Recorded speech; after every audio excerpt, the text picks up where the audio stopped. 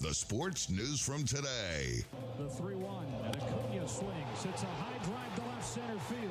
Taylor back at the wall. It is gone. The voices of tomorrow. Georgia Tech's Haynes King will be the best quarterback in the ACC next year, not only through the air, but also on the ground. King is going to take advantage of it into the open field. Oh, there he goes. Still on his feet. He's going to score. You're listening to On Deck, presented by Complete Game Broadcasting.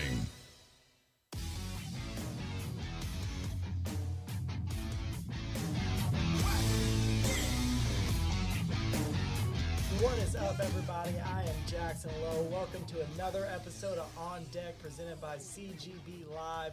I am here with Harp, Jay Holloway, and Jeff on the board, who will join us later. We have a great show for you today. Harp is going to hit on some legacy. Jay Holloway says love is in the air. And Jeff is going to talk about the most electrifying man to ever come through the city of Atlanta. But start us off in some local news. The Braves lost 5-1 today to Pitt. They are going to move on to the Orioles tomorrow. The Hawks are going to try to get back into the win column after Sunday's loss to the Pelicans. They will travel to Portland tomorrow to take on the also struggling Trailblazers at 10 p.m. UGA Hoops is going to start the SEC tournament tomorrow night at 9:30, facing Missouri, who is still looking for their first SEC win of the season. Georgia Tech did lose today and get kicked out of the ACC tournament by Notre Dame in a nail-biter that came down to the very end. But anyways, guys, this free agency has been wild. I think the most compelling in years. Certainly. What do y'all think what was the biggest thing that stuck out to you?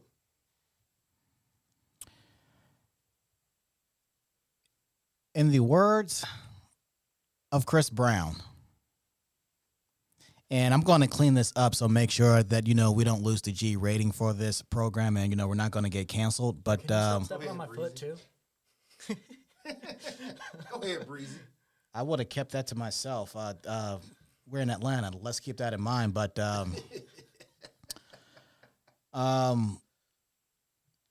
paraphrasing Chris Brown, these players ain't loyal. I mean, I've never seen this rapid free agencies moving from team to team in the last 48 hours or so. But if the teams don't have to honor their contract to the players, why do the players owe anything to this team, especially when their contract is up and they can go make more money? Well, that's just like saying, why is it that the employee has to give the company a 2-week notice before leaving, but the company can just fire you on the spot without any explanation? Yeah, exactly. They're both wrong. Yeah. It's the same thing. It's just business. Yeah. It's just business. It's all business until someone's feelings gets hurt, and now it's personal. We never talk about that part. Right. No, you're right. But I'm preaching better than y'all saying amen in the CGB live studio this evening. so how about the big one, guys? Yeah. Big Kirko coming over to Atlanta. Oh, yeah. Atlanta's got a quarterback who's thrown for 4,000 yards 7 out of his last 9 seasons. He has no reason he can't throw for 5,000 this year with all the weapons that he had, and they added Darnell Mooney today. That's going to be great. I'm excited, being a transplant, but, rooting for the team. I'm excited to see. During the Vick years, I was, excited for him and everything. So I'm already looking at a definitely above 500 season here for these guys, no doubt. And whatever else at a minimum 500, right? We know that. Exactly. And with the horrid quarterback play we saw last year, they still almost had a chance to win the division late in the year. Right. So you're looking at if they win a few more games they're in, well, they probably are set up to win more than a few more games. They're looking at maybe 12-5, hopefully, probably. Be nice. And I mean, you look at the Buccaneers, but they're returning guys, but what are they bringing in more to get them above? They finished like 9-8, 10-7, something in that range. Right. So, what are they doing to come in and repeat and bring back the title to Tampa Bay? Well, let's keep in mind here that as far as I'm concerned, the Buccaneers are the team to beat in the NFC South. Now, when you're talking about who would be the more compelling quarterback in the division, we know Derek Carr with the Saints. We know Baker Mayfield with the Buccaneers. Do the Panthers even have a quarterback right now? I don't know. I mean, let's give Bryce Young a little time. Yeah, that's let's right, give forgot Bryce Bryce Young a little time. Yeah. And he's really Fair enough. That's Yeah. fair. That's Yeah. fair. That's fair. And now we have Kirk Cousins. I like to say that between all those four quarterbacks, Kirk Cousins is the more polished quarterback. However, can we calm down with the excitement? I mean, obviously, this is a big offseason signing for the Falcons. Okay, that's big because it seems as though that there was one quarterback away. I mean, we saw the rest of the offense last year. Yep. Talent all over the place. And really, as far as I'm concerned, the last two seasons under Arthur Smith, the Falcons, they should have won more games than what they did. Yeah. They finished the season at 7-10 the last two seasons. And that was right there in the playoff mix last season for the most part. Was in first place in the division for about a week or two, if that. However, this Kirk Cousins fellow, he's coming off of a significant leg injury, and there's no guarantee that he's going to be set and ready to go by this time training camp starts by the back end of July. Right. Okay, so we got to keep that in mind here. One thing, though, you talk about how polished he is, and you talk about how, he's a guy who can break down a defense, read it, whatever. I didn't say all that, but sure. That's what polished means. Training camp doesn't, he's probably not going to play the preseason. He's going to be fully ready to go by the regular season, which is what matters, and he's been around a long time, been around a lot of offenses. He's not going to have any trouble coming in and picking it up, so him being at training camp is not a huge deal. Well, this is a new team. This is a new head coaching regime, which means this is a whole new, completely different offense that he's going to have to get himself acclimated with. And I understand the injury component in preseason. You don't want your star players to get hurt in the preseason. However, you do need the preseason, to get those reps in. I'm not saying play the whole preseason, maybe the first 2 or 3 possessions, maybe even just the first quarter. But you need those reps, and you need those reps for a new guy who's coming off of a significant leg injury with a new team and a new offensive system. You're going to need those reps. Well, yeah, but they're going to get reps throughout the season. But right now, you look at the talent around him, and if you look at what they're going to run on offense, you can just look at the Rams. There's going to be a lot of crossing routes, a lot of comebacks, a lot of West Coast style stuff, and then they might open it up down the field sometimes. Now, you do need timing. You do need practice with these guys, but as an NFL quarterback, hitting a crossing route is not a very hard thing to do, usually consistently. Yeah, well, you still got to catch the ball. I mean, Kirk has to catch the ball? The receivers got to catch the ball. Kirk got to throw the ball to him. Yeah, no. So do you think he's going to fit in here fine, yes or no? Because it don't sound like you're saying yes. I mean, I think he will because, like I said, he's more polished and decorated quarterback starting the 2024 season. I'm just not necessarily jumping for joy about Kirk Cousins, especially the fact that he's coming off of a leg injury, a significant leg injury that takes months to heal and to rehabilitate the leg. So I'm not even going to say, I'm going to say you're right here. But either way, why can Falcons fans not be excited after sitting through Desmond Ridder? Why can they not say, yay, we're going to win? Even if it's overexcitement, which I don't think it is. I think they are set up in a very good situation. Yeah. But at the same time, after sitting through that why can Falcons fans not be excited and jump for joy right now? Hey, listen, the Falcons fans, they could jump for joy. I mean, they can celebrate in the streets like it's 1994 Freaknik for all I care. All I'm saying is that, okay, you got your quarterback. Okay, that's great. But it's going to take some time and it's going to take some reps to get that chemistry going, to make sure that everybody is on one page. So everyone knows where to go, knows where they need to be, and for Kurt, knows when he needs to get rid of the ball and how long does he have. Now, this offensive line, they held it down. In spite of the quarterback play, they held down their job in terms of protecting the quarterback.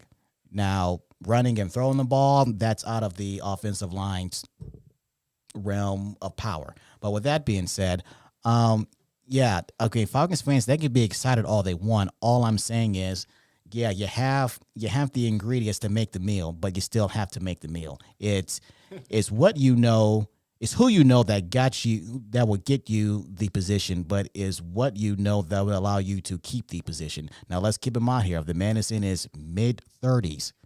And he signed a 4-year deal. And to be honest, I'm not so sure if he's going to play all 4 years. Maybe he can, depending on how healthy he keeps himself. Yeah. Yeah. I think he's going to do great here. You know why? Why? Because he got married in Atlanta. Yeah. Fun fact. That's all I got. Okay, that's actually good. See, Well, congratulations. you're on my team. Congratulations. Okay. Didn't know that. Thank you. Fun fact. Yeah. Thank you. This is why we need Jay Holloway. Got it. But we talked about this compelling free agency. So we saw a running back frenzy. Like everyone's moving. All the good ones are gone now. The Cowboys decided not to do anything, even though Pollard is now with the Titans. Which running back move caught your eye the most? The one that I spoke into existence and it came to a reality, and that is Derrick Henry going to the Baltimore Ravens. I think that just adds more ammunition to a well-lit Baltimore Ravens team because they wasn't that far off from going to the Super Bowl. Absolutely. That's right. It was that AFC Championship game was a winnable game for the Ravens. It really was. Oh, and they really have been trying to trade for him for like the last 2 or 3 years now. As they should. Yeah, As they should, 100%. yes. Right. So this is not like out of nowhere, but it's an absolutely huge move. This is a big deal. Yeah. Say what you want about Cousins going to the Falcons, from the Falcons fan base and organization standpoint, that is a big deal. But the biggest off-season move for me is Derrick Henry going to the Ravens. I mean, he is the king. He is the king 100%. Yes. Yes, and I think Kansas City needs to be concerned about the Ravens. Okay. So I did look at that one. The one that really caught my eye the most, though, was Saquon Barkley. Jumping crosstown, cross rivals. Now he went from New York Jets to the Eagles. And I don't know if y'all have seen New York Jets, the New York Giants to the Eagles. I don't know if y'all have seen the Giants fans online. Did you see Tiki Barber online? Oh, Tiki, yeah. Oh, that's how you feel? Okay. Okay, that's a cuss word. My bad. No, just the you're dead to me, but Tiki Barber's been hating on Saquon for a long time. What has Tiki Barber done to give him the mindset that, hey, I can just be openly critical whenever I want to? Now, he did show this in the league. He was openly critical of Eli Manning when Eli first came in, when he was still the running back for the Giants. So this is kind of his personality. This is how he acts. But it's just kind of He ain't got nothing to back that up with, though, is what I'm saying. Oh, no, I agree with that. I agree with that one. And one can make an argument that Barkley he played the running back position for the Giants better than what Tiki Barber did. Oh, I would agree with that. Yeah. I think I would too. Personal? But no, I mean, I have loved watching the Giants fans online. I've seen some of them start to burn their jerseys, but then start crying and wipe the tears off with the jersey. It's just been a really good time online. It's been really funny. And see that right there is why I don't claim anybody, because sports fans, they take it too far. Why you want to burn a jersey just because they're not playing for that team anymore? Yeah, because I think we talked about this earlier. At the end of the day, Jerry Seinfeld said it best. You're really just cheering for shirts. You're cheering for outfits. Now that this guy is wearing a different outfit, I don't like him anymore. Right. Yeah, so he goes from blue Fanatics. to green, and now all of a sudden it's a problem. Right. Yep. It's a lot. Yeah. More complex than that, but Of course. What? What? And But fans are fanatics, right? Yeah. It's going to be a little nutty. It's just like the guy, with his shirt off at the Kansas and the Miami game, right? It's Yeah. fine. Yeah. Hopefully Yeah, it's I mean- still amongst us, of course, Yeah. but still, no, fanatics. I mean, Giants fans are already upset with management. They have been for a little bit now, and this was just the topping to it, the cherry on top. But on the same token, you got Josh Jacobs coming into the Packers while they were actively renegotiating with Aaron Jones, and then they just told Aaron Jones, all right, see ya. And then he signs a 1-year deal with the Vikings going across the rivalry as well. I see nothing personal about that, actually, but That was sarcasm, actually. That. We caught it. Oh. Yeah, but someone back at the house watching, like, what are you talking about? No. Yeah, that is significant. So when we see Giants Eagles meet up, that's going to be compelling. Yeah. And when we see Packers and Vikings meet up, oh, that's going to be something serious. How y'all think Josh Jacobs does with the Packers? I think he'll do a really good job. I think he'll just pick up where he left off. Yeah. That 80-yard touchdown run for the Raiders, I can't remember, but they beat somebody in overtime.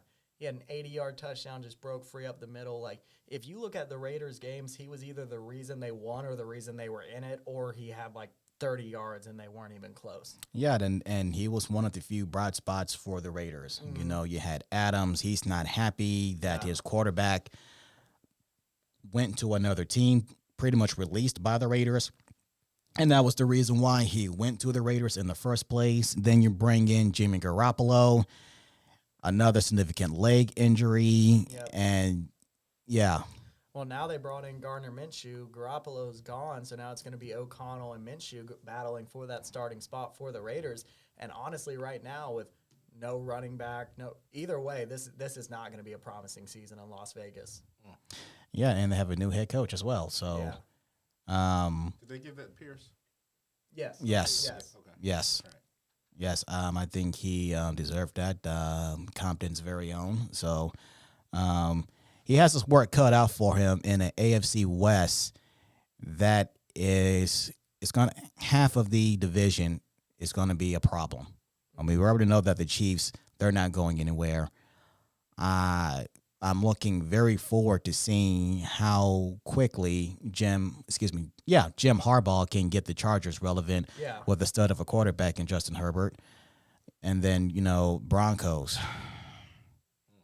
What? We'll see what happens there. Yeah. Yeah, well, they got Sean Payton, so, maybe he could, get something cooking since he apparently was not able to cook anything with Russell Wilson. Yeah, and if not, he can just send out some bounties again and see if that works out for him. It worked in the Big Easy. I mean, it got him to the show, right? Yeah, absolutely. But the AFC West is going to be loaded this season. I think the weakest division is the NFC South. Oh, yeah. I mean, and they've had that mark on them for going on about a decade where most of the division is under 500. And perhaps a Kirk Cousins, when he's healthy, can turn that around. We'll see, can the Buccaneers pick up where they left off from a season ago? And then Derek Carr, hopefully he can rebound from a bad season. Honestly, with the Saints, when Sean Payton said he wanted a year off, honestly, I felt outside looking in, I thought Dennis Allen was just going to be a substitute head coach, and then Sean Payton was going to go back to the Saints, and that did not happen. And now I'm very concerned about the Saints. Like, what direction are they going in? Because I don't think Dennis Allen is the future for the Saints as far as head coach is concerned. They got Derek Carr. If I understand correctly, Jameis Winston is going someplace else. Yes, he is. He is going to be. Oh man, where did he go? I saw that too. He's going to be somebody's backup. I can't. Oh, Deshaun Watson, the Browns. He's going to the Browns. He's going to Cleveland. Yes, he's going to the Browns. He's been around a good little bit. Let me see, Tampa Bay. Did he get drafted by Tampa Bay? Yes, Tampa Bay, and then he was out as Tom Brady came in. Then he went to the Saints. And for the most part, he was pretty much a bench warmer. Now, this is someone who threw for over 5,000 yards. Yeah. He also threw 30 touchdowns as well. And 30 interceptions. Yeah, so that's that stigma that he has. But it's like, I think he should get another shot at being a starter. A starting quarterback. And I was hoping that he could have gotten that opportunity in New Orleans, and it never happened. Yeah, so for the fact that he left, I really can't blame him. Yeah, no, he's definitely a gunslinger. He's definitely a fun guy to watch. But now we talked about the Falcons a little bit. We talked about what we thought that they would do this year. But, I mean, you look at their schedule. They have a really, really tough time this year. They got the Chiefs. They got the Cowboys. Like, they got a whole lot of people coming to Atlanta. You got Pittsburgh. They've got Dangerous now. Like, how do you think the Falcons fare? What's your record prediction? If Russell Wilson comes down to Atlanta and beats the Falcons on the road, I'm going to laugh at the Falcons. Yeah, but from what I'm reading, he was not even in consideration from the Falcons. And I think that's where the Falcons had slipped and bumped their head. It's like, Kirk Cousins is a better quarterback. Pertaining to. What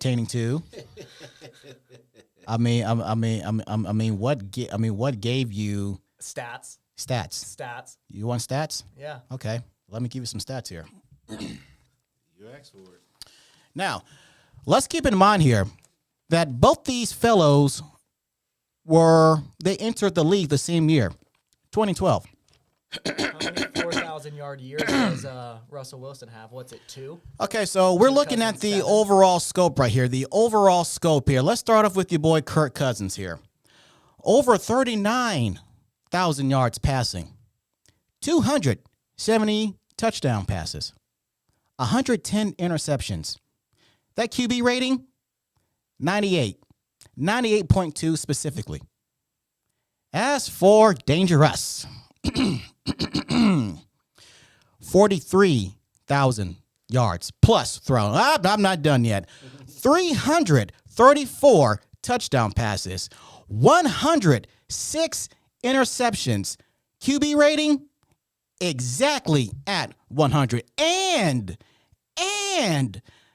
this man really he came to his realization that Taylor Swift wasn't the one for him, and so he went to Sierra. And those two are living their best life in spite of the haters. And you mean to tell me that the Atlanta Falcons really didn't give Russell Wilson the time of day? I mean, if they're going off of what it was that he went through in Denver, I think they are not looking at the full picture here. Mind you, Russell Wilson, he is a Super Bowl champion. Russell Wilson has expired, had more talent around him, and started more seasons than Kirk Cousins. Kirk Cousins sat behind RG3 for a little bit.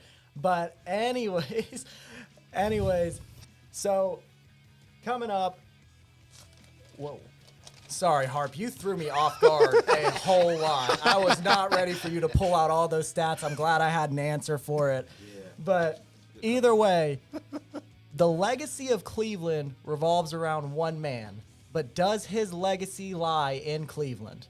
We will be harping on that next.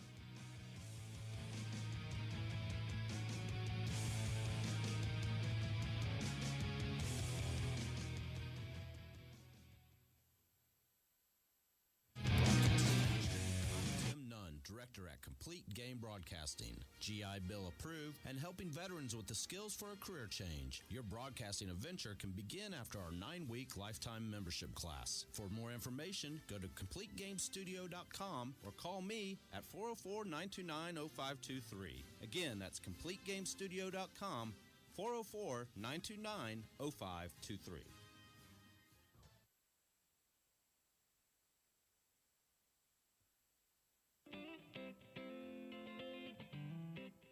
Are you tired of spreadsheets, boring endless video conferences, and your boss talking about things like cost analysis and workplace efficiency?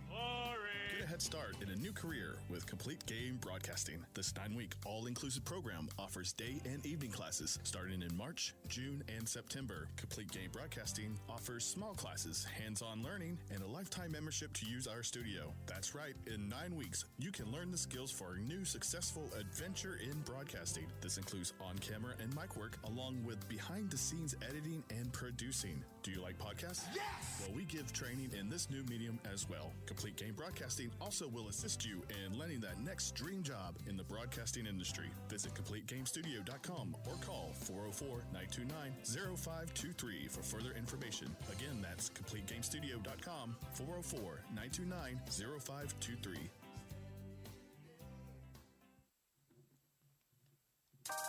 This sports update is presented by Complete Game Broadcasting, training the sports voices of tomorrow. And here's what sports fans are talking about. What's up, everybody? I am Jackson Lowe, getting you in the know with the CGB Live update. Drake London seemingly has a wide receiver 2 on the other side as the Falcons add to Kirk Cousins' arsenal by signing Bears wide receiver Darnell Mooney to a 3-year, $39 million contract. The 26-year-old will look to return to 2021 form, where he was over 1,000 yards for the only time in his career. In SEC women's basketball news, on Sunday, LSU and South Carolina were in a physical battle for the SEC crown. South Carolina came out on top to keep their perfect record intact. Tensions reached a boiling point with 2 minutes left when South Carolina's Camila Cardosa shoved LSU's Flau'jae Johnson to the floor, causing benches to clear. 7 total players were suspended for the first round of the NCAA tournament, which starts Wednesday, March 20th. On to Braves news. Spencer Strider had an eye-popping performance against the Twins yesterday in a 3-0 win. He picked up his 3rd win of the spring and struck out 9 batters in his 5 innings of work. In total, he has 22 strikeouts and 0 earned runs in 14 innings as he looks to be in mid-season form already. The Braves continue on with the Orioles tomorrow at 6:05. I am Jackson Logan, you in the know with your CGB Live update.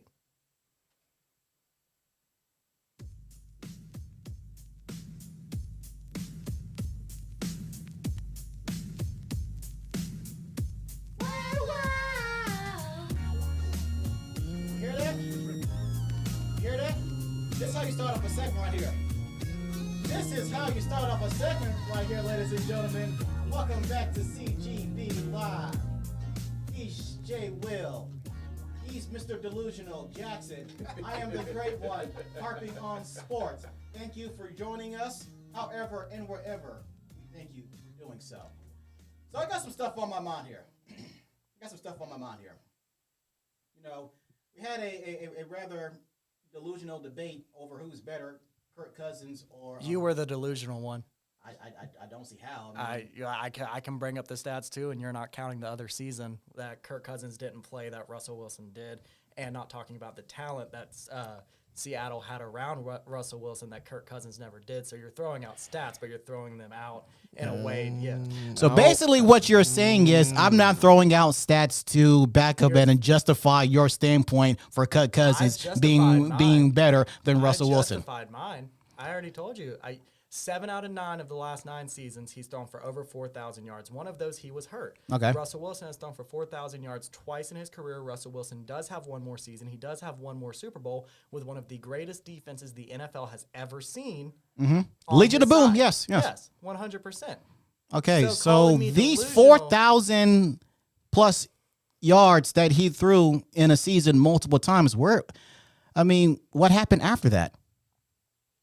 Russell Wilson, he won 1 Super Bowl, right? What has he done since 2013? Well, if we're going to call a spade, he should have be a 2-time Super Bowl champion. Yes, you can't blame that on him. Yes, I can. No, I blame that on Pete Carroll. You know that's all politics, man. I blame that on Pete Carroll. All because your star running back is saying at the press conference all week long, "I'm here so I don't get fined," and you know why I'm here?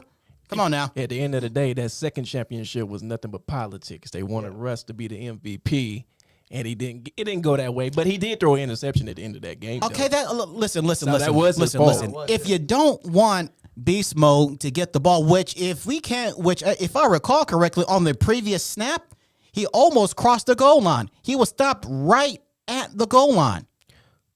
All I'm saying is, if you don't want Marshawn Lynch to carry the ball across the goal line, at least do a quarterback sneak. Who threw the interception? Russell Wilson. I rest my case. Oh, but wait a minute. Who will take the play call for that? Who threw the interception? No. We already established who threw the interception, but who made the play call? Who made the play call? Stop talking over me. You can't call me delusional, then talk over me. Yes, I can. Yes, I can. Wait your turn. Yes, I can. But anyways, if you're going to throw out stats in a misleading way, we can just say Russell Wilson threw the pick. The game was Russell Wilson's fault. We can say that if you're going to say what you said and throw out the stats in a misleading way.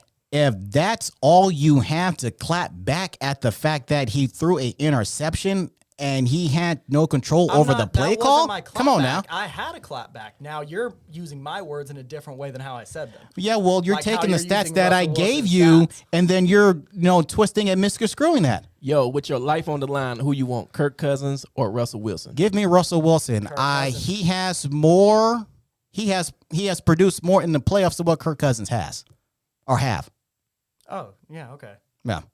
I still think he had a lot more talent around him, and it wasn't Russell Wilson being the lead catalyst on Kirk Cousins. him and Justin Jefferson kind of, they had to power that offense, whereas Russell Wilson never had to power the offense for the Seahawks. So who was Russell Wilson's go-to receiver?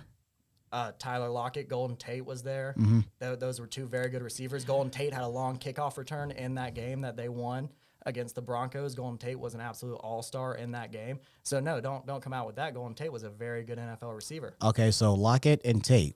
Doug Baldwin, too. And Doug Baldwin. Forgot about him. Now, would you take those three receivers? A little bit of DK Metcalf. All right, keep going. Oh, yeah, that's actually my second favorite wide receiver of all time. All time? All time, yes. All right. Okay. Yes, no one's touching Randy Moss, with all due respect to the great. T.O.? God, no. Weren't you a What's Cowboys that? What's fan that crack when you T.O. on? I want some. Weren't you a I need Cowboys some fan of when that. T.O. was on the Cowboys? I need some of that. We're talking from 95 to 97. Oh, so it was just a little stint for you with the Cowboys. Yeah, 2 years, Wait, yeah. so why do you want the players to have loyalty to their teams when you don't have loyalty to a team? Wow.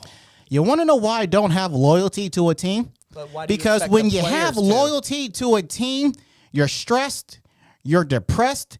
It is like falling in love with the woman that you're in, that you believe is the one, but she has feelings for another man, and there's nothing you can do about it. That's how depressing and how anxiety filled it is to be a sports fan at the professional level and at the collegiate level.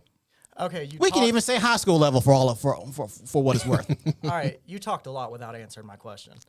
I answered your question. No, you didn't. I answered your question. No, you didn't at Yes, all. I did. I said, why do you not have to have loyalty to any teams, but these players do have to have loyalties even if their contract runs out and they can go make more money? Well, if their contract runs out, then that's one thing. I'm not disputing that. But the thing that I have is kind of like with Kevin Durant. This man has moved all over the place. Now, when his contract was up with OKC, okay. Now, he was in a rather lengthy contract with the Nets. He opted out of that. He chose to opt out of that. Kyrie, same thing, just because they didn't want to give him off days like he works at Taco Bell and Quick Trip. No, and then you have Ben Simmons just being We ain't even Ben got to get on Ben Simmons. Simmons. That's it. Yeah. You going to piss me off tonight. Okay, well, we're gonna leave that alone. But all I'm saying is, if you have a contract, then just honor that contract. Now, I will say there is a issue with teams just not honoring their side of the contract, and they'll just cut you overnight, and you don't know about it until after sunrise. And that's probably the reason why that these high-profile players who have leverage like that can clap back in the way that they can of saying, okay, well, I want to request a trade, and I want to go to specifically this team. Did I answer your question? Sure. Okay. This good stuff, guys. Good stuff. Okay. Good stuff. Okay. Are we done? I mean, this was building up since like last night. Little bird man, you finished? You done. Oh, I'm good. Okay. All right. Okay. Cool. Okay. All right. I only did it because he called me delusional. That's a crazy way to Jackson start. wasn't letting that go. He was like, no, what you're not going Call to do me- is call me delusional. Yeah, that's where the needle went off the record right there. Call me delusional. He's like, it's about to get real now. Bump that. Call me delusional to not let me finish a sentence because you want to spew on your BS. It's not BS. It is. If it's facts, that's all I'm saying. I have facts too. I did facts. in a wrong way. I have facts. But anyways, Wait a minute. we How are talking facts are in we a wrong talking way? Are we talking about basketball? Yes. After you answer this question here. Because How can facts be BS if they're facts? So if you facts were is talking like about- the only honest thing in a debate. Everything else is based on opinion. Yes, but you are using facts in a different way because you are not talking about the fact that Russell Wilson played more full seasons than Kirk Cousins because Kirk Cousins was not a starter when he came into his career. You talk about all the 4,000 yards seasons Kirk Cousins had. Russell Wilson was 4,000 yards over Kirk Cousins in his career stats. So if you look at Kirk Cousins having one more season, who's to say he doesn't have 4,000 yards or more than Russell Wilson? You are not looking at the other intangibles. I did. Actually, I really did. Now, that was your segment, so I was like, well, I can't just dominate the man's segment like that, even though people may think that I did. If I did, my bad. But I just wanted to get that out. It's like, okay, and if I'm not mistaken, both these two quarterbacks are in the they're about the same age, I believe. Cousins, I believe he's 36, and I think Wilson is right 35. there at 35. Both of them 35. So. Yeah. Same body of work. Yeah, so we'll see. We will see what Cousins will do with the Brotherhood here, and we will see what Mr. Wilson does with the Steeler Nation. Okay, so speaking of Dirty Birds, talking about players being loyal, and teams being loyal, vice versa, when it's time to go to the Hall of Fame, and you play for multiple teams, but overall you've had a Hall of Fame worthy career, like who do you go to the Hall of Fame representing what team? I mean, we look at probably someone with the greatest nickname of all nicknames. We can look at Deion Sanders. Okay. Mm-hmm. Now, he went into the Hall of Fame, Pro Football Hall of Fame, as the Atlanta Falcon. But he won a Super Bowl with the 49ers, then went to Dallas and won a Super Bowl, and then he closed out his career on the East Coast near the D.C. area with the Commanders and the Ravens. Now, we can look at Greg Maddux, my most favorite pitcher in the history of Major League Baseball pitching. Now, he went to the Hall of Fame as a Brave. But, before he even went to the Braves, he was a Cub. And then after the Braves, he moved on. I want to say he went back to the Cubs, and before ending his career on the West Coast as a Dodger and as a Padre. We can look at Dominique Wilkins here. He went to the Hall of Fame as a Atlanta Hawk. Exactly. But he also played for the Orlando Magic. He also played for the LA Clippers. He also played for the Boston Celtics. And it still doesn't make any sense as to whose bright ideal it was to trade Dominique Wilkins to the San Antonio Spurs. Harp, you're going to get mad. You're going to trip. And when this conversation is brought up, no one can give me a straightforward answer as to why did this make sense, because it didn't make sense to any Hawks fans. They were trying to go young at the time, trying to just get some access. Neek's nickname was the Human Highlight Film. I get that, but the Human Highlight Film. So now that raised a question. LeBron James, he's played for 3 teams. Cavaliers, 2 stints. Mm-hmm. Miami, currently with the Lakers. He's won a championship with all 3 of those franchises. So the question that I have is, when that time comes that he goes to the Hall of Fame, because that's going to happen, what team does he represent? Well, made some good points right there, because you brought up everything and some good players. And majority of the time they go off and I believe they go off the team that you had the biggest impact with. Mm-hmm. So Primetime went in as an Atlanta Falcon because he changed the whole culture of the Falcons. There was a whole theme song for the 1991 Falcons. Exactly. Let's say Shaq, he went in as a LA Laker because he had the most impact with them. Of course, won 3 championships, MVP, the list goes on and on. So I believe with LeBron James, he's still going to go in as a Cleveland Cavalier because of the impact. 1 championship, but that 1 championship did everything for that city. And of course, too, it would be at the discretion of the player, too, because I believe Penny Hardaway, he ain't going to go in as what other team was he on? I can't remember, but of course he's going to go in as an Orlando Magic because, that's the impact. He had the impact a long time ago, and so, it just goes off of where you had the impact at. So that's just me. I completely agree with Jeff, and I agree on the impact thing, but I think at the same time, with him being a hometown kid, him being from Akron, I think that when that time comes, that'll play into it, the significance of his impact with the title run and all that for the city. He was drafted by him, so in my opinion, he'll also go in as a Cavalier. Do you have breaking news music that you can give us here? No? Okay. Well, I think this is the first time that we've ever agreed on anything. Okay, we'll take that. It is, man. We'll take that. We'll take that. I also agree with the Cleveland Cavaliers. First of all, he gave that city a championship for the first time since 1954, going back to the Jim Brown Cleveland Browns.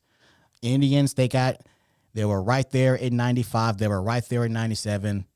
It was very close in 16. Couldn't get it done. And in that same year, LeBron James, he got it done. And that probably meant more to him because he is a Ohio kid, born and raised. Now you look at Miami. I think it was more of a pressure thing because when your nickname and you're drafted out of high school and your nickname is the King, that right there, that just put pressure on you from the jump. But you got to understand with the Miami stint, he didn't have to do too much. All he had to do was come in and be LeBron. You had D. Wade. You had Udonis Haslem. You had Chris Bosh. You had Pat Riley. Yeah, what I'm saying is that Miami team right there. Okay, two things about that Miami team here. Number one, that was the pressure of him having to win a championship because you can't be compared to the likes of a Michael Jordan or to the likes of a Kobe Bryant and you don't have any championships on your NBA playing career resume. That's number one. Number two, and this is just me, during that LeBron era, 4 years in championships, the Heat went 2-2. Yeah. In my personal opinion, they should have gone 1-3. Now we look at the LA Lakers here. The LA Lakers are the most historic franchise, one of the historic franchise in the NBA. Last I checked, it was the Lakers and the Celtics tied for NBA championships, both sitting at 17. For all kinds of basketball and non-basketball reasons, he chose to go to the LA Lakers. So there was pressure right there just to win a championship. If you're LeBron James and you can go to the Lakers, that's a must win, especially when at that time you had the likes of Irvin Magic Johnson in the front office running things. And he was actually able to make that happen. I don't care if that was a pandemic year or not. He won the league championship. So I think he can make a case It's still for all three teams. But if I had to pick one, I'd pick Cleveland. That LA championship was a fluke championship, but that's my personal That's opinion. how you feel? I mean, they had rest. You got the rest for a smooth 2 months. Yeah. They weren't on the verge of winning that. I mean, give any vet 2 months to rest and get your legs back under you and go back out there and do what you need to do, of course they're going to win. Like if the season kept on going, LeBron would be championshipless in LA. Definitely saying that. Everybody in the comments get at me because I definitely said that. Wow. What do you have to say about all of this? Oh, I mean, I didn't have another rebuttal. I mean, I don't think he'll be a Laker because they're like, really, he just came in at the tail end of his career. He won a championship with a stacked roster. I mean, it's not the same. I think he had more impact. I even think he had more impact with the Heat than he did with the Lakers. So, like, if you were talking Heat or Lakers, I would say Heat over that. But, like, Cavaliers by far, I still think to answer your original question. Yeah. We can honestly say that you have a NBA Hall of Famer who won a championship everywhere he went. You can't say that about everybody. You can't say that about Shaq. You can't say that about Michael Jordan.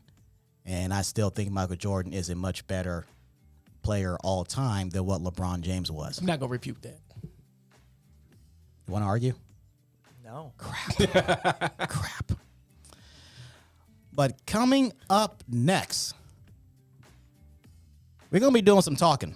We're going to be doing some talking, and hopefully we won't get canceled. And if we get canceled, I do want to apologize. That is next. Get at us, cancel culture. This is CGB Live.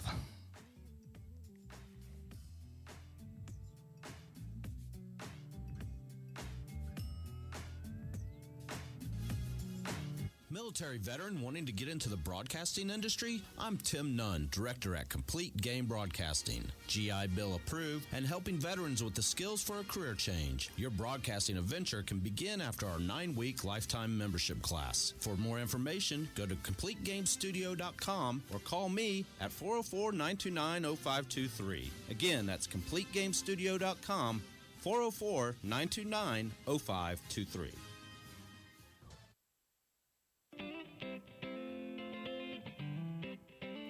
Tired of spreadsheets, boring endless video conferences, and your boss talking about things like cost analysis and workplace efficiency?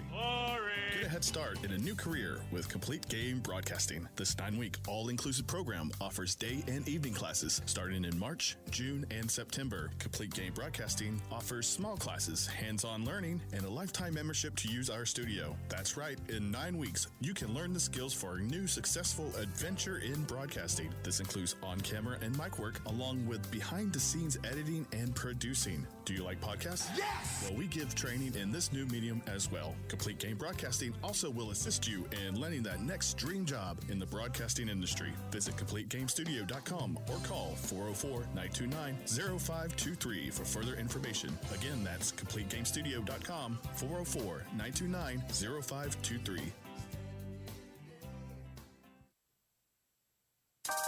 This sports update is presented by Complete Game Broadcasting, training the sports voices of tomorrow. And here's what sports fans are talking about. This is Harping on Sports with your CGB Live update, brought to you by absolutely nobody. In the NFL, if you haven't heard by now, the Atlanta Falcons and quarterback Kirk Cousins have agreed to a 4-year deal worth $180 million and a $50 million signing bonus, according to NFL media. The Falcons also signed wideout Darnell Mooney for $39 million. To the NBA, the Atlanta Hawks will start a 5-game West Coast trip tomorrow night at the Portland Trailblazers. Atlanta is currently 29 and 35 in 10th place in the Eastern Conference. According to NBA insider Adrian Wojnarowski, Hawks forward Saddiq Bey suffered a left ACL tear, ending his 2023-24 season. And congratulations to the Clark Atlanta Panthers on earning their 6th SIAC men's basketball title by defeating Miles 65-55 over the weekend in Savannah. This is the program's first title since 2017. Panthers head coach Alfred Jordan was named the 2024 Box to Row HBCU National Coach of the Year. And this is Harping on Sports with your CGB Live Sports Update.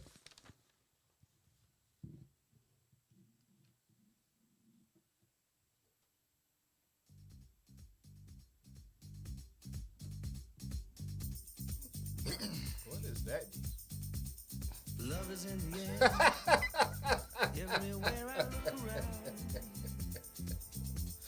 I was thinking about that. I can't remember it as a commercial or Love Boat, but hey, whatever, how appropriate, y'all.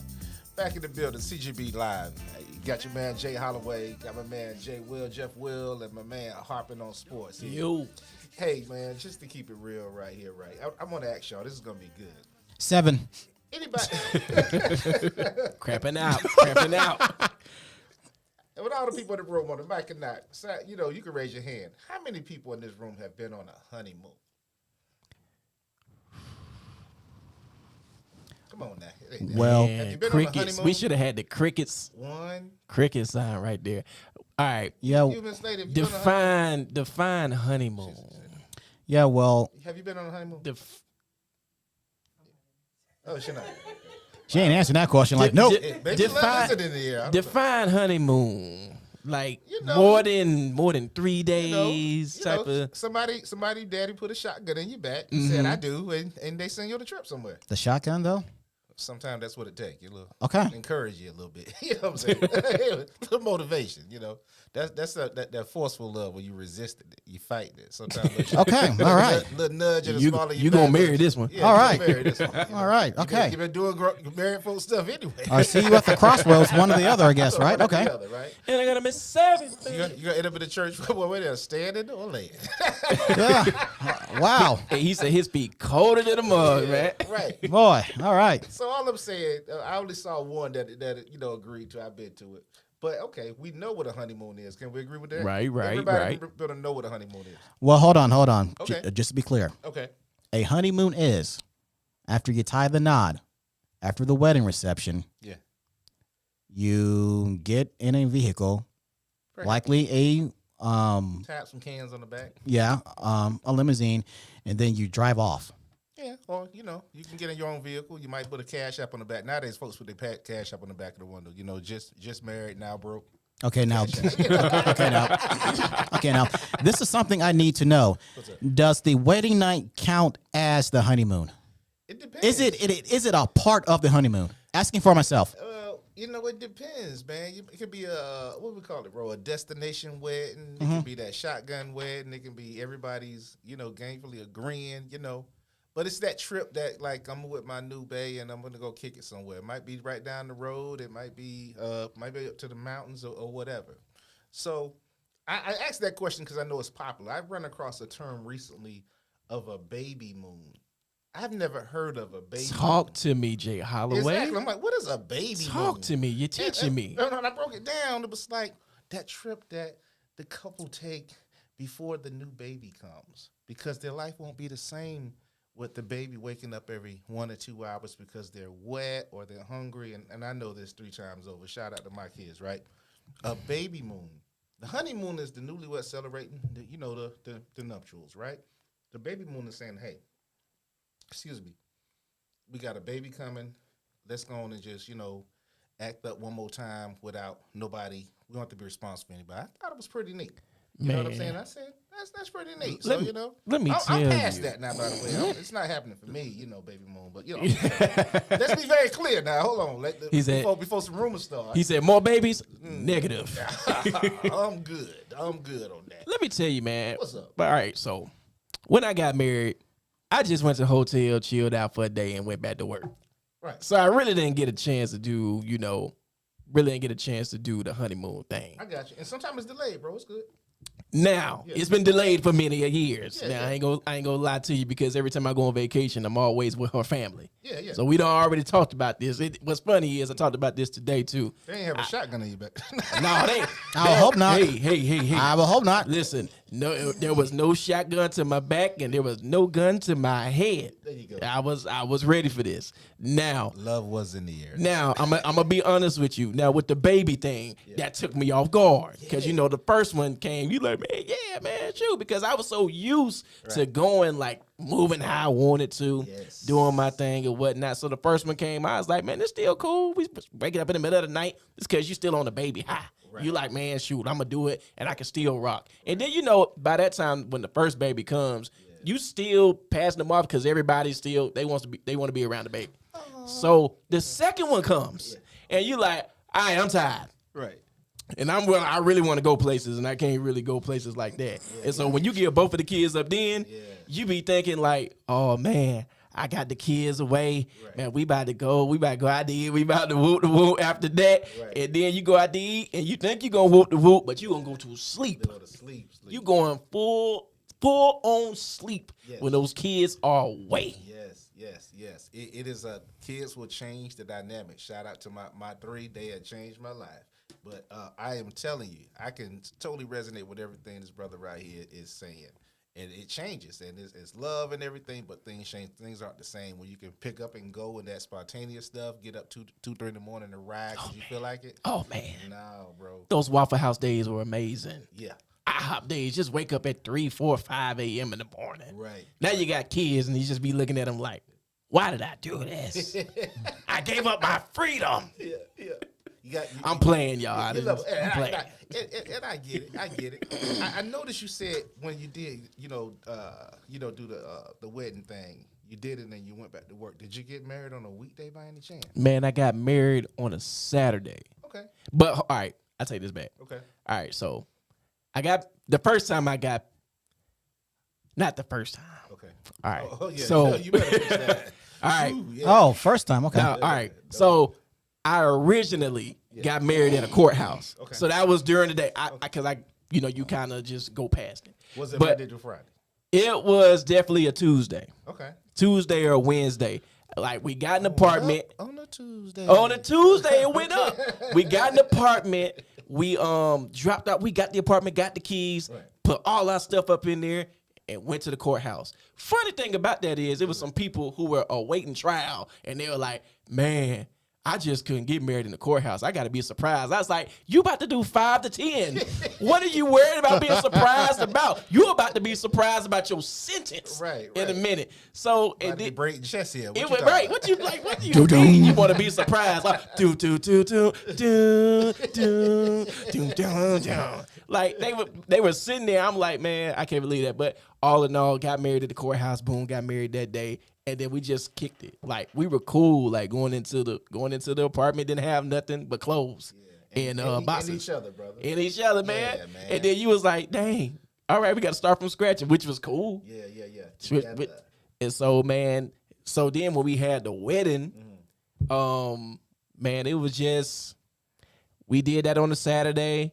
Went to a hotel, called it a weekend, and went right back to work. So I still haven't had an official honeymoon.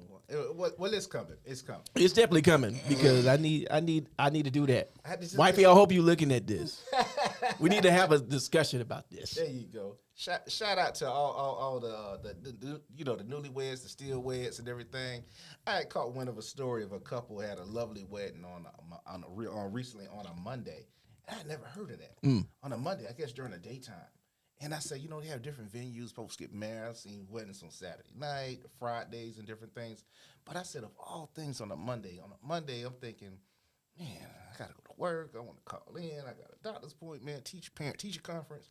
But I just thought that was pretty interesting.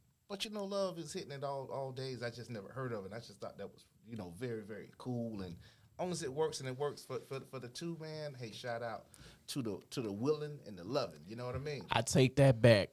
During the pandemic, me and the wife went to Orlando. Okay. Now, she a big Disney World fan. Okay. And, during the pandemic, it was nothing but adults there. So I was like, okay, this is a big thing for y'all. Right. So we actually, I guess that kind of constitutes as a honeymoon. So I got to take myself back out. You got to back up, clean it up. Had to back up, got to clean it up. It's all good, man. As long as we do it together in the last, man, it's popping, man. But, hey, it's just, love is a beautiful journey, man, and sometimes you get to love and love again and whatnot. But I just, hey, when I saw that story about the couple doing, doing it on a Monday, and I just thought that's odd. But they'll always remember that. Now, whether they off the rest of the week, whether they were sailing off somewhere, off into the sunset for that honeymoon, or that baby moon or honeymoon / baby moon. I remember one of my partners, he got married in Jamaica. I was best man and everything, and they came back pregnant. So it was, it was like destination wedding, honeymoon, I guess baby moon before I knew the term. And it was, it was real like that. You know what I'm saying? So it's just a wonderful thing. So something to aspire to, man, you might be checking out for a baby moon and a honeymoon. I don't know which order you would want to be. It's just how you roll it, but I'm just saying, What you think? He definitely gives baby moon vibes. Well, you see, gentlemen. Oh my God. You see, so this whole story is based around honeymoon or baby moon. I should have set this one out. Unfortunately, I'm sitting on your segment now that I think about it. That's gonna hurt. But I say that because I really don't have much to contribute to a honeymoon. Because in order for you to get a honeymoon, you have to get engaged. In order for you to get engaged, you wouldn't have to have a significant other. In order for you to have a significant other, you got to go out on dates and How hard to get married now? You don't. Sometimes a little nudge in the back with a shotgun. Yeah, a little shotgun. A little 40 Glock. Well, no one has put a gun to my back or my head, so I'm still a free agent out here in these streets. Okay, Kirk Cousins. But no, Kirk Cousins is occupied. Calvin Ridley. Okay, Calvin Ridley. He's a player from the Himalayas. Himalayas. Yeah. So I'll just say that I have a lot of work ahead of me to get to that point. It's all good, man. No rush, man. I don't know. Is it? Yeah, just make it real. I mean, like I say, shout out to 70% of my therapy sessions is based on this. But anyway, man, you Harp, man. Don't worry about that. Exactly. You Harp, sir, fellas. What's up? I put difference in a different breed. Ooh. Okay. You should have dropped a bomb right there. Okay. Listen. There's just certain things about me that I have been advised by family, friends, and colleagues that I just should not speak on beforehand. Now, if you look at me very closely, there are certain things that I'm rocking. It goes in line with what it is that I should not be speaking on. And I'm just going to stop incriminating myself right there for obvious reasons. But they got to know the real you. Yeah, they got to. Yeah, they got to know the real you. Yeah, and the real me has actually ran women off. Well, hey man, yeah, nobody's perfect. There's somebody for everybody, and sometimes you miss each other. Sometimes you reconnect. I feel like the Atlanta Falcons, in a Super Bowl, Well, we got to make. Well, we had momentum. Why we got to do this? Okay, listen. Every time. Listen, I was either going to default to the 28-3 or Ben Simmons. Let's do Ben Simmons. You want to do Ben Simmons? Let's just do Ben because Ben Simmons is bad. It's gotten to a point where I have developed Ben Simmons syndrome. So you're just not gonna play? No. Well, before that part, he'll play defense. He'll play airtight defense against the opposing team's biggest scoring threat. He'll run the play on offense. He'll pass the ball. He'll rebound. What is that one thing that, he's known for not doing? He can't shoot. He can't shoot the ball. Golly, so you don't want to shoot your shot. No, I've shot the shot. The problem is sometimes the shot doesn't go in. Sometimes I feel like the goalpost moves while the ball is in the air. So really you're not Ben Simmons, you're Draymond Green. Sometimes it's going to go in, sometimes it just won't. Or more like Giannis Antetokounmpo. But he has no fear with it. He'll shoot an air ball at the free throw line, and he'll be like, okay, give me the ball back again. Let me try and make a free throw. Wow. Well, slowing it down, man. Enjoy the energy with you guys, man. Jay Holloway, my man Harp, and Jeff Will sliding out here. I think we got a Harp running point next session. CGB Live.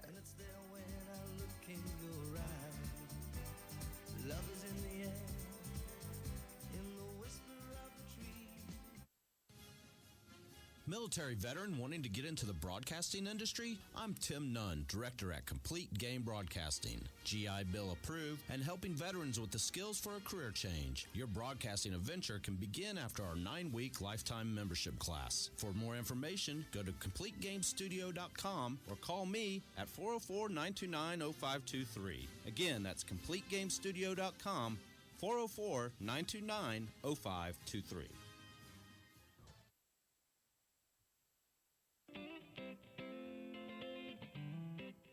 Are you tired of spreadsheets, boring endless video conferences, and your boss talking about things like cost analysis and workplace efficiency? Get a head start in a new career with Complete Game Broadcasting. This 9-week all-inclusive program offers day and evening classes starting in March, June, and September. Complete Game Broadcasting offers small classes, hands-on learning, and a lifetime membership to use our studio. That's right, in 9 weeks, you can learn the skills for a new successful adventure in broadcasting. This includes on-camera and mic work, along with behind-the-scenes editing and producing. Do you like podcasts? Yes! Well, we give training in this new medium as well. Complete Game Broadcasting also will assist you in landing that next dream job in the broadcasting industry. Visit CompleteGameStudio.com or call 404-929-0523 for further information. Again, that's CompleteGameStudio.com, 404-929-0523. This sports update is presented by Complete Game Broadcasting, training the sports voices of tomorrow. And here's what sports fans are talking about. What's up, everybody? I am Jackson Lowe, getting you in the know with your CGB Live update. Drake London seemingly has a wide receiver 2 on the other side now as the Falcons add to Kirk Cousins' arsenal by signing Bears receiver Darnell Mooney to a 3-year, $39 million deal. The 26-year-old will look to return to 2021 form where he was over 1,000 yards for the only time in his career. In SEC women's basketball news, LSU and South Carolina were in a physical battle for the SEC crown. South Carolina came out on top to keep their perfect record intact.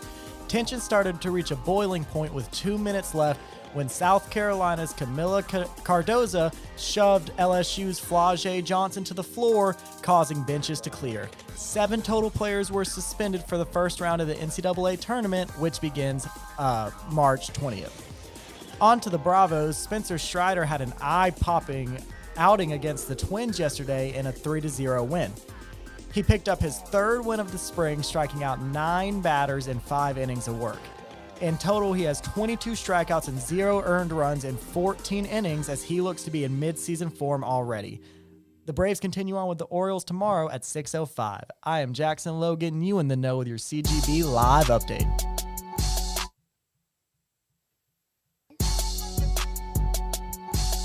I said, don't do that to me, man. Don't do that to me, man.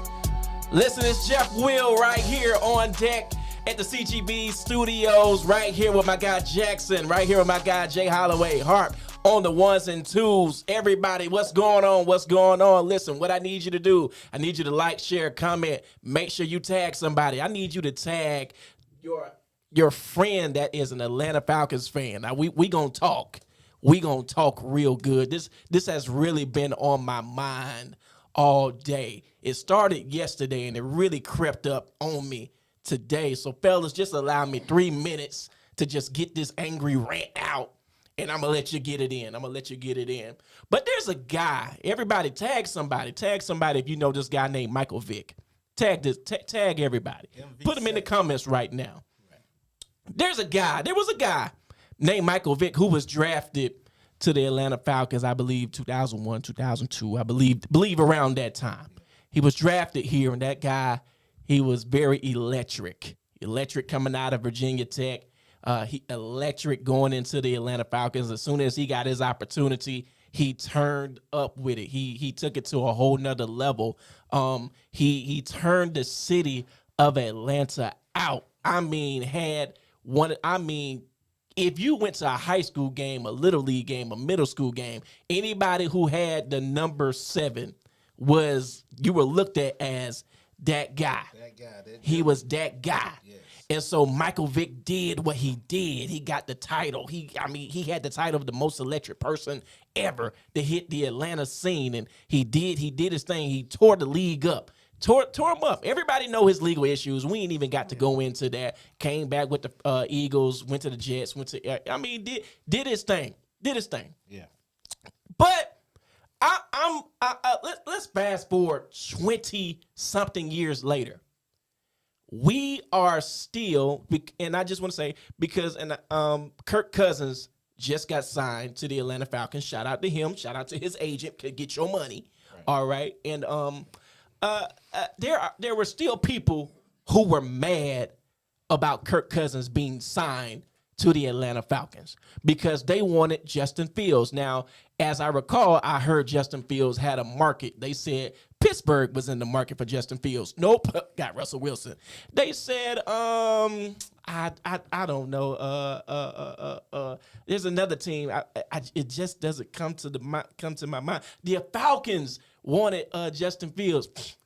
Didn't get him. They got Kirk Cousins. And so the market is still not here for Justin Fields. Right. And people were trying to figure out why is it that the Falcons didn't get Justin Fields. We need a dual quarterback. We need a quarterback who can run and throw the ball. We need a quarterback, here it is, like Michael Vick. We've been hearing this for many of years. We've been hearing Michael Vick. We need a quarterback like Michael Vick. So much so that we have disrespected the legend in Atlanta. I'm going to say it right here. That is Matt Ryan. Matt Ryan did his thing when he was in Atlanta. But guess what? We disrespected him because he wasn't Michael Vick. We have gotten rid of 3 coaches. Hear this. We gotten rid of Mike Smith. We got rid of Arthur Smith, Dan Quinn, all because we said it was the quarterback's fault. Why? The quarterback didn't play like Michael Vick. I'm a bit confused because when Michael Vick was here, Michael Vick went to the playoffs. Here it is, a whopping twice. Wow. He went to the divisional round and he went to an NFC championship. Yeah. If my memory serves me correct, Matt Ryan was here and he went to the playoffs a whopping seven times, went to the NFC championship 2 times, and dare I say went to a Super Bowl. I am still trying to figure out what more do you Atlanta Falcons fans want? What do you want? The people listen to you year after year, and you still boo-boo on them. They listen to you year after year. Man, get a new coach. They get a new coach. They listen to you year after year, get a new quarterback. They got a quarterback that is they're trying to develop something.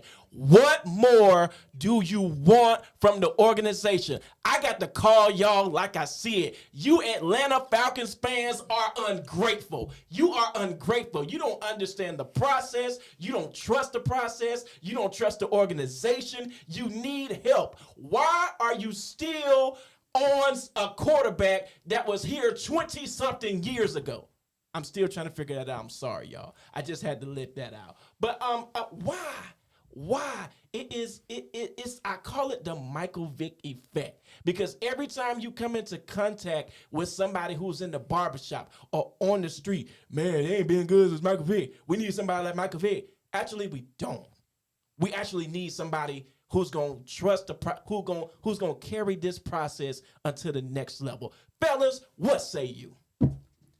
No, I mean I completely agree with you in certain senses. The thing with Vic, with his excitement, 100%. That's why some people aren't paying attention to overall success. They're paying attention to him ducking that Packers player and the Packers player flying over him. Oh, yeah. So I think it was just the excitement that Vic brought, but you are 100% right. They have been good and better than they were with Vic, with Matt Ryan.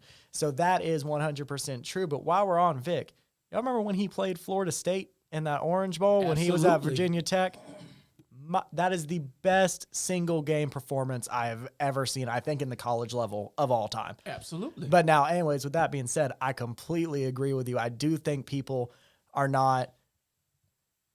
Well, you look at Georgia fans for a while, they said, the SEC was so tough even when they were in the East, when the 8-4 Florida Gators or the 8-4 Missouri Tigers were going to the championship. It wasn't that the SEC was tough. They just needed an excuse to lose. I think Matt Ryan was the excuse or whatever for why they weren't winning Super Bowls yet, why they weren't doing all this yet. Like the Atlanta Falcons, Jay Holloway, I got to get you to get on this. Yeah. The Atlanta Falcons literally got the best player in free agency. Right. This year, they literally are making moves, and you are still trying to figure out what's happening with the organization. They've never made a splash like this, because I can surely tell you about some boo-boo pickups they have made. One comes to mind, Peerless Price. Don't ever sit here and tell me that this ain't a good pickup. Kirk Cousins is better than any quarterback on the roster right now. Why do you want to relive a time that was 20-something years ago? I'm still in my mind trying to figure out what's happening in y'all's, because this can't be it. Jay Holloway, talk to me, man. So to chime in here, man, for one thing, it's hard to follow greatness. It was a great time in the city, even if you didn't watch football. If you weren't even into Atlanta football, you watched what was going on. I'm into football. You see who I rep, right? But I didn't watch the Falcons till Michael Vick came. Crazy thing. I'm going to give y'all a crazy story, and I'm going to get more into this. The only time I ever saw Mike Vick play was in Miami in his first year when he was still following Chris Chandelier. Okay. And so they were just kind of breaking them in and out. Funny story. We went, me and my baby went. Shout out to her. But there was a guy in the audience who looked like a Wesley Snipes look-alike. He was in a sea of us Dolphin fans, and he had on Falcons jersey, and he was talking trash. I thought someone was going to hit him with a beer bottle. A month I was about to do that 2 segments ago. Yeah, I know, right? Funny story. This is in Miami. This was like, look it up. It was like New Year's Eve weekend, 2001. I don't remember, somewhere. A month later, I'm in Atlanta, and I said, you were at the game. I thought they were going to kill you. So, small world, football. But long story short, that's the only time every time I've tried to go see him, then you remember he broke his leg, and Arthur Blank was pushing him around and all this kind of stuff. He ignited the city. He ignited the sport. He brought culture to it. That's like Michael Jordan had people watching basketball who never watched basketball, and we still rocking his shoes now. So it was that level. MV7 was like another coming of 23. And unfortunately, with the legals and the dogs and everything and all that, it went up. You know what I'm saying? As Harp says, you know, Vic literally got an entire generation start watching football. I agree with that. But so it was that exciting. I don't know. I'm hopeful for the Falcon Loyals that Cousins does something, and I think it's going to be something. But I don't think it'll never be, not him or anybody for that matter, as exciting as that period was when you didn't know what to expect. I remember him going up to Green Bay and beating number 4 in them. I remember that. I remember that game. Yes. But I also remember some times where it didn't go so good. I never forget, was it a Thursday night football game? It was I remember Saturday. cold games for whatever reason. It was Saturday night. Okay. I know what It you're was talking another about. game they was playing at Soldier Field in Chicago, and one of those defensive ends finally caught and put a hit on him. I thought Mike Vick was dead. I forget who it was. I don't know. I always remember cold games for whatever reason. Yeah. Maybe I don't know. Associate cold weather with good football. But anyway, it's going to be hard. Not even saying we should be trying to match it. I know it was long ago, but you still remember it. And Madden, when you're playing online and him on the front, and that's when the online era really kicked off as far as video games. So that created that generation thing that Harp just spoke on and everything. Just so much to it. You know what I mean? Jay Holloway, you just said something. What? 20 years ago, you're not the person you are now. Right. Do you want to be the person you were back then right now? No. Do you want to keep on reliving the times that were back then right now? No.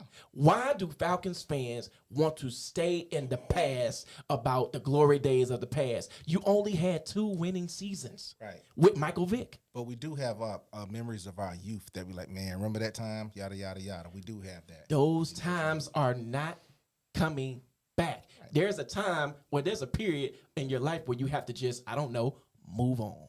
Yeah. And Matt Ryan has been disrespected for far too long in this city. Right. And he has been didn't win the Super Bowl. Got close. Yeah. We all know the story. We're not going to go on it because we all get mad. Right. But I am saying 7 playoff appearances. He did what he did with what he had.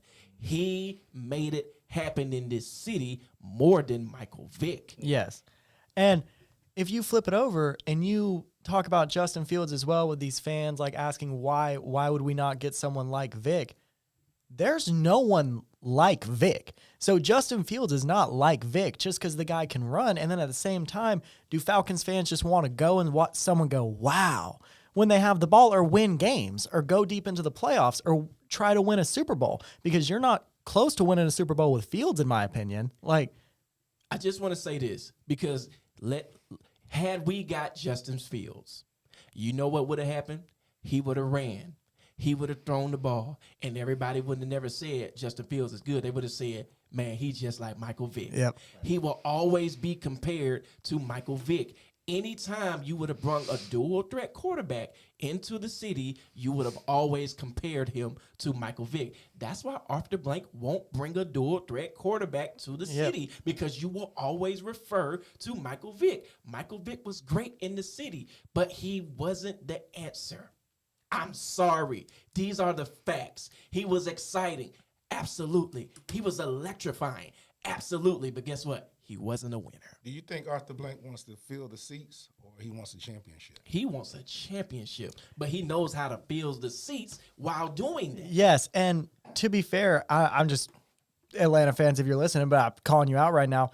You can't fill the stands anyways. They're very fair weather fans. And, you know, if it's not an exciting game, if it's just like Falcons versus like, you know, well, even just the Bears, you're lucky if maybe 75% of the seats are filled, no matter who's there. Well, I blame that on the city in this meaning. Atlanta's a transit city. I mean, I don't know about you guys. I rarely meet people that are from here, even if they're from another part of Georgia. So, and I thought about that when Kobe was still alive and the Lakers come and blam, everybody goes to see the Hawks. I used to come, you know, whenever the Heat come, take my kids or whatever it is like that. So, you know, it's a transit city where everybody comes and they represent their team, and probably gives them a little bit of warmth of their home team is coming to play. Yeah. And it's the South, and, you know, you had your 4 seasons, but it kind of reminds me of where I grew up at. When the tank years and the Dolphins aren't doing anything, it's blackout games. because the weather's nice most of the time. We got other stuff to do if you're not winning. We're not gonna sit out there and watch you suck. Yeah. You know what I mean? So that nice stadium they got down there, the Big Ben's, is a great stadium. But if you're not putting that product out there, I'm not saying nobody's coming. You might just roll up and tailgate. I mean, greatest tailgate experience I've experienced is the Falcon vibe. Right? Really? Falcons versus Saints is superb. I just want to say you don't have to go in. Yeah. Mobile cigar bars and whatever. You know what I mean? And so for that point, it's so much of a vibe, and that's what part of the culture that I would say Mike Vick. I don't know what it was before. I've only been here maybe 4 or 5 years before Mike Vick came. But I wasn't checking for Falcons. I'm gonna just be honest with you. Yeah. You know, the first Super Bowl they went to against Elway and yeah. all that kind of stuff. And you're like, okay, we'll see what it is. But it's gonna be hard to match that. So I asked that question for a reason. Did you think AB was more interested in getting a ship or selling seats? I think if it was selling seats or whatever, filling the stadium, you are gonna get the dual threat quarterback. If not, you just want to get to the ship. You know, it might be exciting in highlights, or it may not. But we're gonna gradually get to another bowl and hopefully win something. Then this is the right pick. Yeah, and Arthur really is. He's getting up there in age, yeah, so he really does want that one Super Bowl before he gets out of there. Exactly. So yeah, Please, Atlanta fans, put this in the chat. What more do you want from the Falcons? What more do you want? They literally fire every head coach that you want them to fire. They literally just got you a quarterback. They really just got rid of Desmond Ridder. They changed the whole regime. They got every draft pick. And I mean, they do good in the draft most of the time. What more do you want? Do they have, I mean, good God, do they need to put, I mean, are they going to take suggestions, that have a suggestion box, just pick from it and just do what you say? I mean, good Lord, they doing everything they can. You got to stop being ungrateful. You should be writing some good inspirational messages in Matt Ryan's DM for all the times and crap you done put him through. I mean, he did his thing. He did his time, and he showed out. You should be telling Dan Quinn thank you. Well, and you know, during the coaching search, you're looking and people are saying, you know, oh, well, Bill Belichick might be cool, but we want someone to, you know, build a culture. We want someone to, so maybe Bill Belichick wouldn't be the best hire. You almost made me knock all these phones off the table then. And so then when you... That was good to me. Yeah, I got you. That was good. Anyway, so then you bring in Raheem Morris, who's 45, good coach, has been here before, brings a culture, brings a good attitude, and all of a sudden it's like, why are we hiring Raheem Morris? This is a horrible hire. What are we doing? He lost when he was the interim coach. Like, it just doesn't make any sense. One of my producers just made a good point. He said Mike Smith was the most winningest coach in the Falcons organization, and he still wasn't safe. You still wanted him fired. What more do you want? You wanted Jim Harbaugh. You wanted Bill Belichick. You wanted it was a young coach that got picked up. Ben Johnson? You wanted Ben Johnson. And then you got Raheem Morris, who understands the players, and that still wasn't enough. What? Hey, look at me. What more do you want from the Atlanta Falcons? You said they don't spend money, they spend it. You said they don't get people, they got a wide receiver. You said they don't draft good, they got Kyle Pitts. I mean, I don't know what more do you want the Dirty Birds to do. You at this point, you just want a time period to come back. Can I make this plain to you? Yeah. Michael Vick is not running out on that field. He's not flipping over people. He's not doing a 72-yard run. He's not doing it anymore. That time has came and went. You need to move on with your life. I can tell some of y'all just afraid of commitment because you ain't been able to move on. Some of y'all still stuck on your high school days because you just Love like, yeah, it was some good times. Not anymore. It was some good times back then. Listen, move on. Move on. We have some good stuff happening right now in Atlanta. Move on.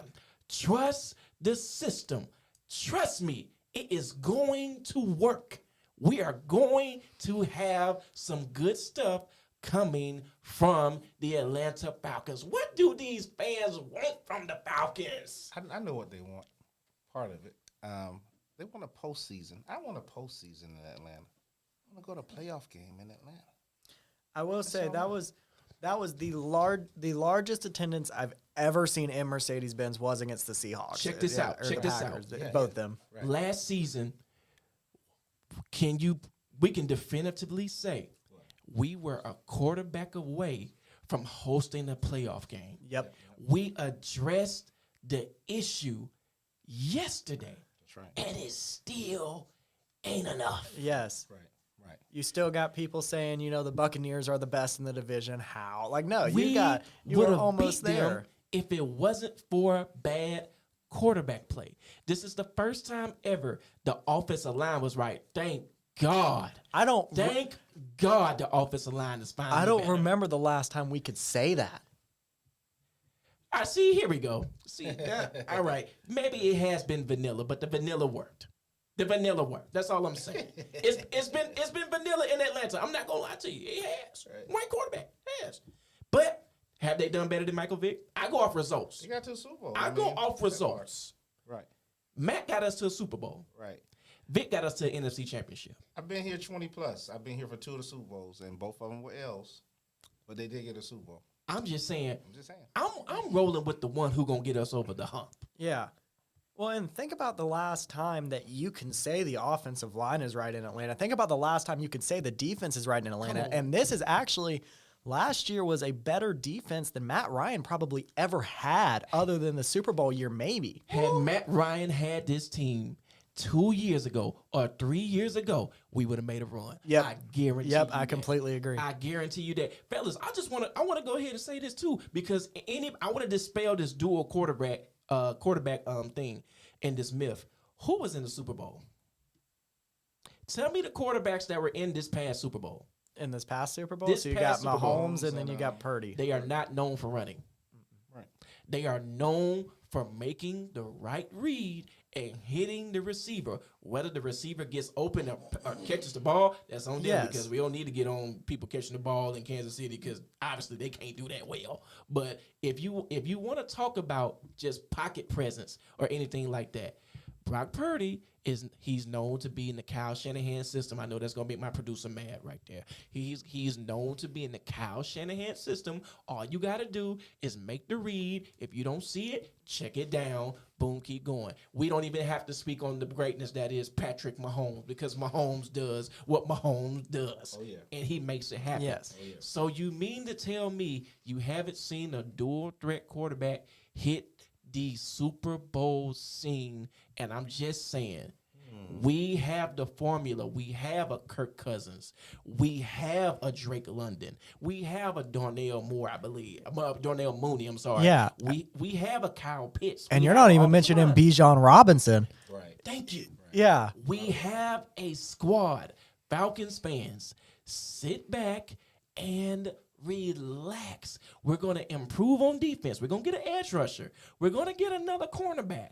I really think, now y'all might get mad at me, I really think we need to get Jamal Adams and put him on the side of Jesse Bates. Okay. That's what I think we need to do. But that's just my opinion. But Falcons fans, we are set. We could have won the division last year, but we had 2 bad games due to Desmond Ridder. Now, every time, I got to go off on another tangent too, because every time a quarterback gets to the NFL draft and say, man, they're going to get a Super Bowl out of me, I'll be like, man, shut up. Oh my God. You just, please, when he said it, it wasn't even believable. Just sit down and shut up somewhere. Yes. I couldn't take it. But I'm telling you, this Falcons regime, they are going to make it work. I believe Raheem Morris is going to make it work. But Falcons fans, I need you to move past 2001. I need you to move past 2002. I need you to move past 2003. I need you to move past 2004. I need you to move past 2005 and let off the blank cook. It's about to be 20 years since Michael Vick. Shut up about it. Just shut up. We understand he was great. Yes, but he's not coming back through that door. Now, Jeff, who are you taking with that first pick, with that 8th pick? Oh, man, I'm getting the edge rusher. Dallas Turner or Gerard Verse? I'm getting Dallas Turner. Dallas Turner, baby. I'm getting Dallas Turner. Give roll me the tide, edge, roll. Give me the edge rusher. Alabama is proven. You've been in the SEC. You know high-pressure situations. Listen, everybody, we appreciate you checking out On Deck. Make sure you tune in next week. You know we're coming with the hot takes and everything like that. If you want to take your career to the next level, make sure you hit up Complete Game Broadcasting. Until then, I'm with the CGB fellas. Let's do it.